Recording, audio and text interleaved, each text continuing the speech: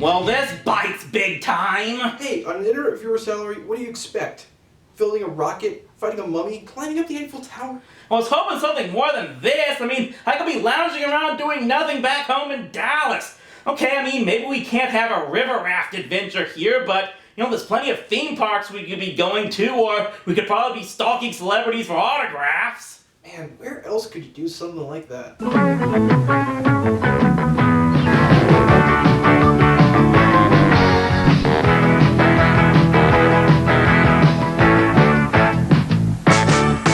Hey everybody, and welcome to Rowdy's annual Labor Day crossover.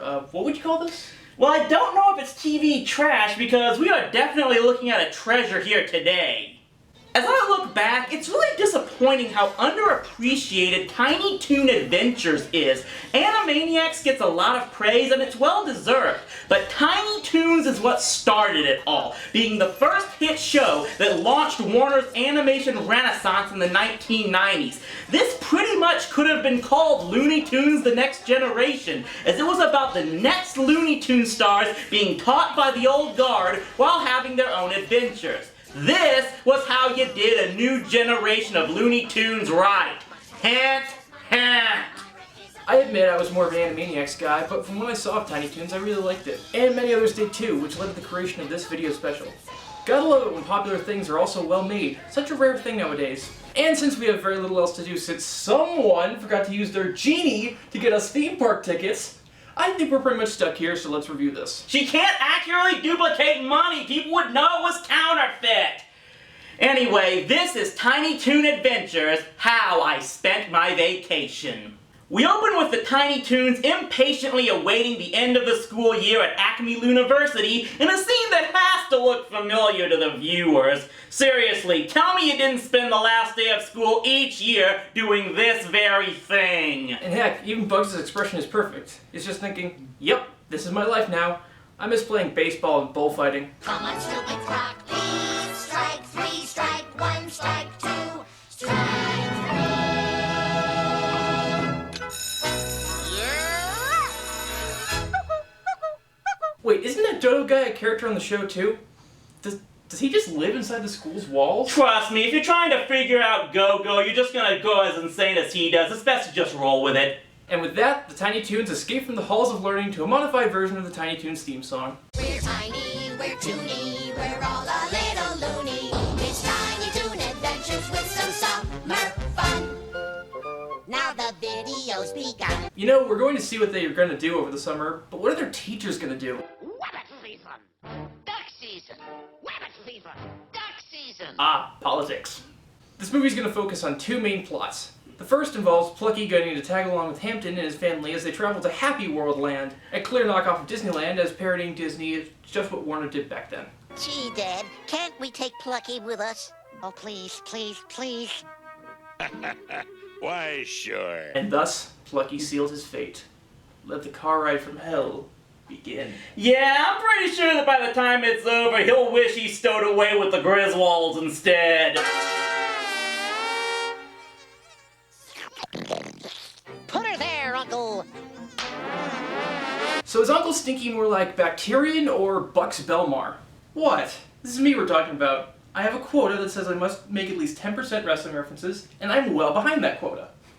67 bottles of non-alcoholic beverage down the wall. 67 bottles of non-alcoholic beverage.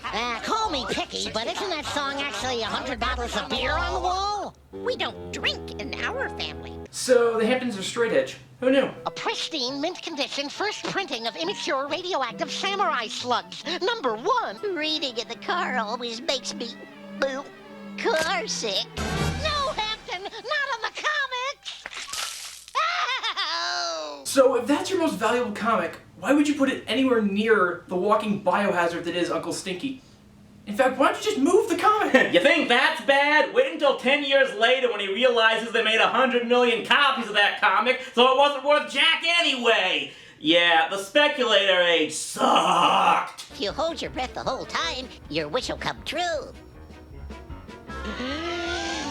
I wish I was in Happy World Land. I wish I was in Happy World Land.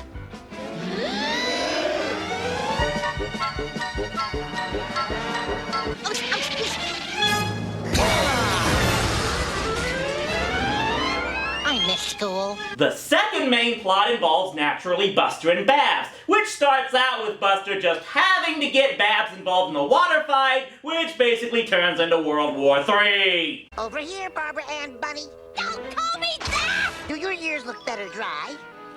Or wet? She'll get him eventually. Against Bugs' own protege? Want to put $10 down on that? Water! Water! Water!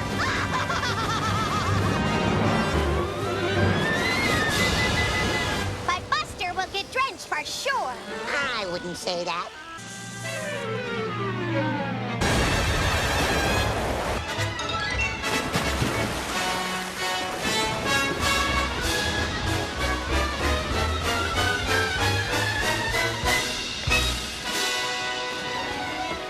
So, any comment on the thousands of lives these two just ended? Nope.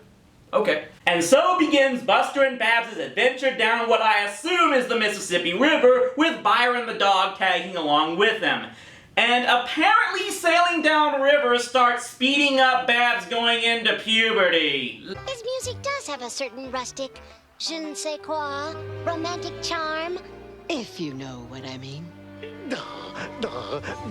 Wow, this has gotta be a shock for you, seeing a boy character actually react normally to someone being lovey-dovey towards them. He's gonna kiss her by the end of this thing. $10?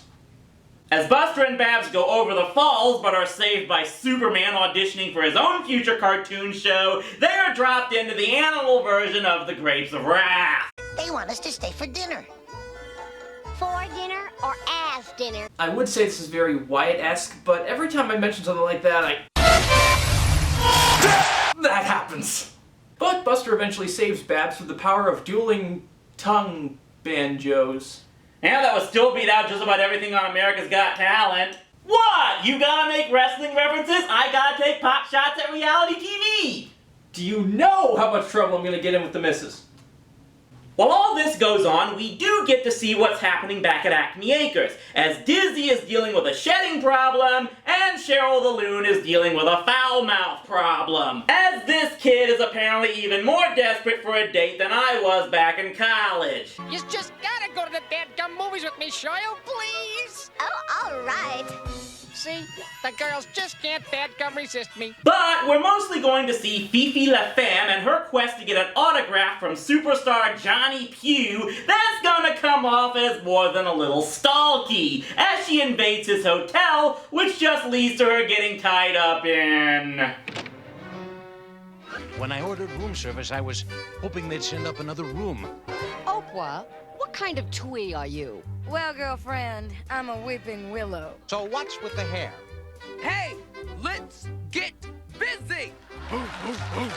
So if this scene were done today, we'd have all the great talk show hosts of the 2010s, like Conan O'Brien and, no, Jon Stewart retired. Colbert's done. Anyway. Could I have your autograph? I would die for you. I know, but that won't be necessary. You can just carry my stuff.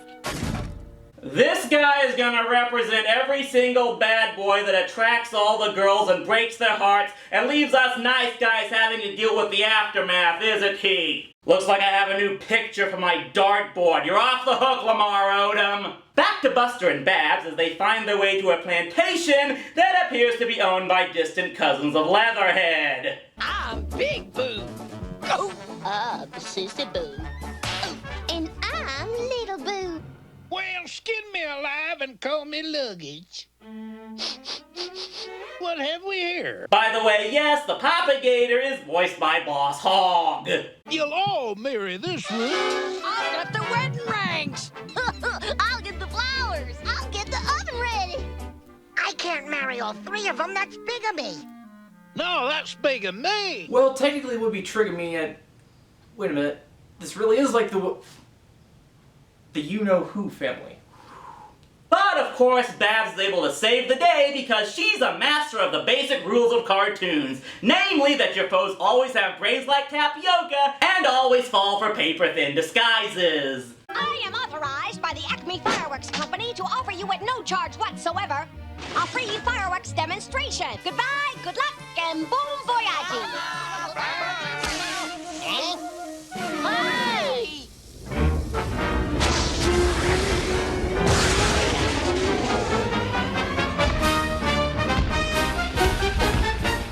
Alright, time to raid the mansion for any valuables and take the riches to Costa Rica! No?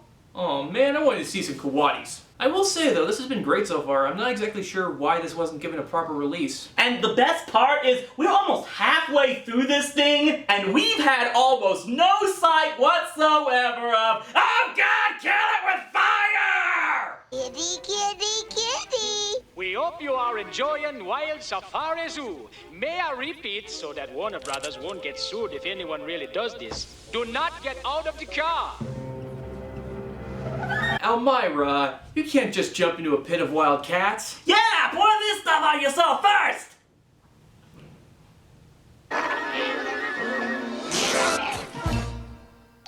Goodness, my Cheeto left me his pajamas. I want to eat you up.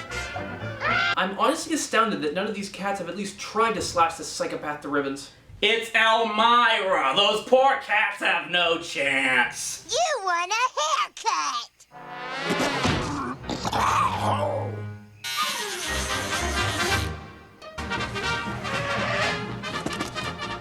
Hey, what are you doing? But I still maintain that Elvira isn't the most annoying character in the show. No, to me, that would be Foulmouth, especially when Cheryl relents to attending the movie with him. Pardon me, gangway. Excuse me, you walking area code. God, I hate guys like this. Shut up and watch the movie. And don't insult someone's weight. All right, scumnophobia, yahoo! Shh. I've seen this 100 times. There's Horatio, the skunknophobe. Shut up. Can I choke the chicken? Not like that. Thank you, guy who put him in the sharpshooter. Look out, Horatio! I will curb stomp this little bastard! Super Dragon style! What? You know, watching another reviewer go absolutely ape over an annoying cartoon character is surprisingly therapeutic. You just missed the best part of the movie. What do you mean by talking through the movie? Meanwhile, Fifi finally discovers that Johnny has been stringing her along this whole time and channels her inner Miss Piggy. Ooh, I got myself a kitty. Hello, my stinky kitty head. Say hello to Mommy Elmira. So they basically have this cat end up getting caught by one of the most evil animal abuse characters out there. That may be a coin toss for me as to whether or not that's just. Back with Plucky and Hampton, as we see more and more that Hampton's family are both incredibly milquetoast and utterly obliviously sociopathic. Commence restroom sterilization.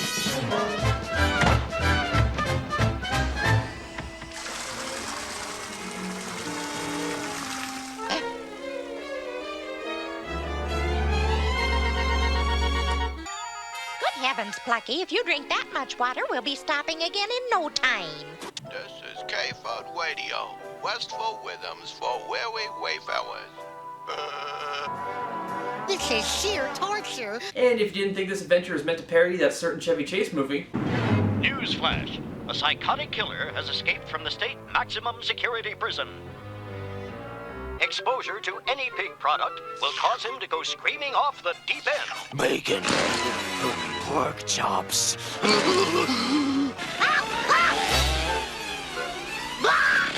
But they all do live in this one because it's still a cartoon comedy, and they all finally make it to the legendary Happy World land. And it ends up about like you probably guessed it would. Like the Nostalgia Critic, we're not going to flat out spoil it for you. But Plucky's nightmare doesn't quite end even as they get home, because... You haven't seen the slideshow of our trip. Slideshow? You know, it occurs to me that many of our viewers may be too young to know about the horrors of slideshows. Imagine being trapped in a dark room, being made to watch endless pictures posted on Facebook. Shouldn't that violate Geneva somehow? Now brace yourself, everyone, because this climax is just a little bit insane. Buster and Babs end up on a riverboat named after Delta Burke, captained by a frog version of John Goodman, and having to perform for a crowd that includes all of the critters they dealt with throughout their trip. Dinner theater. Main course. Options. 1. Bold. Bingo. But they get saved by Byron the dog all of a sudden being able to fly, and the possum who turned face because of Buster's music, and they end up being chased by the psycho through a mine train. This looks like the part where the writers dipped into the funny brownies. Hey, making writers on drugs gags is my bit.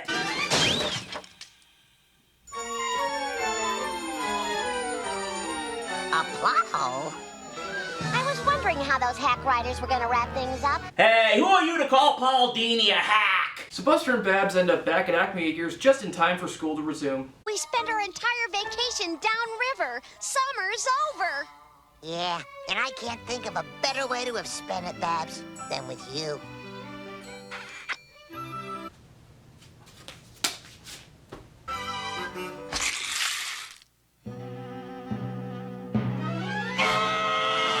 It still counts! And the movie ends with another modified version of the theme song as all of the characters reminisce on their vacation as school starts up again. I'm filled with elation. I'm back from that vacation. For my next incarnation, I'm coming as a nun. Welcome back to Acme Woo for our new school year.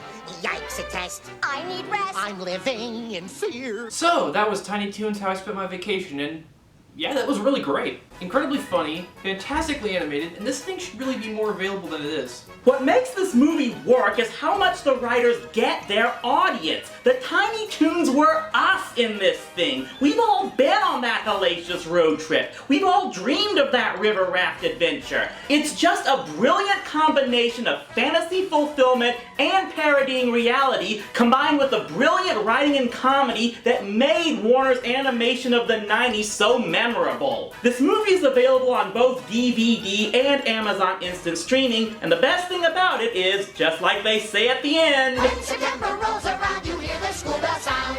Never mind, punch rewind, it's summertime again. We're tiny, we're toony, we're all a little loony. It's Tiny Toon Adventures, And I am that champ. And now you are just damp.